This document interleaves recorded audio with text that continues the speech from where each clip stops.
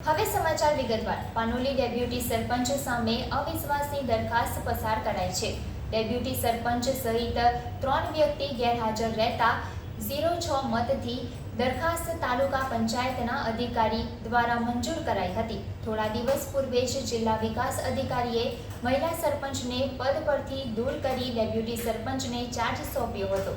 અંકલેશ્વર તાલુકાના પાનોલી ગ્રામ પંચાયત પ્રધાનમંત્રી આવાસના મુદ્દે વિવાદ આવ્યા બાદ નાણાકીય ગેરવહીવટને લઈ મહિલા સરપંચને સરપંચ પદ ગુમાવવું પડ્યું હતું। જિલ્લા વિકાસ અધિકારી દ્વારા તેમને સરપંચ પદ પરથી દૂર કરી તેમના સ્થાને ડેપ્યુટી સરપંચ સંદીપ વસાવાને સરપંચનો ચાર્જ આપવામાં આવ્યો હતો।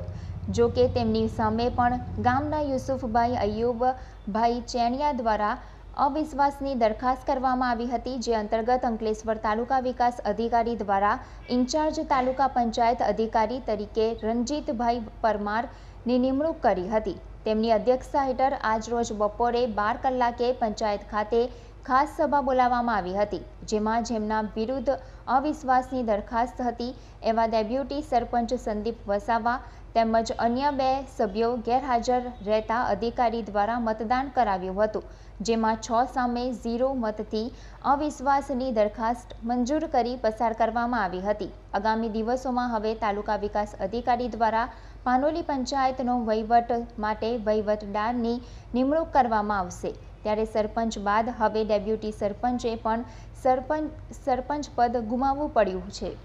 ઉપસરપંચ વિરુદ્ધ અપ્રસ્તાવ દરખાસ્ત તારીખ 7/2024ના રોજ રજૂ થયેલી, પરંતુ ઉપસરપંચ શ્રી દ્વારા 15 દિવસની અંદર સભા બોલાવવાની હોય છે, પરંતુ 15 દિવસ બાદની તારીખ આપતા તાલુકા વિકાસ અધિકારી શ્રી દ્વારા આજરોજ 9/8/2024ના રોજ તારીખ આપેલી તેની મતદાનની કાર્યવાહી કરવા જણાવેલ છે। તો અવિશ્વાસ પ્રસ્તાવ વિરુદ્ધ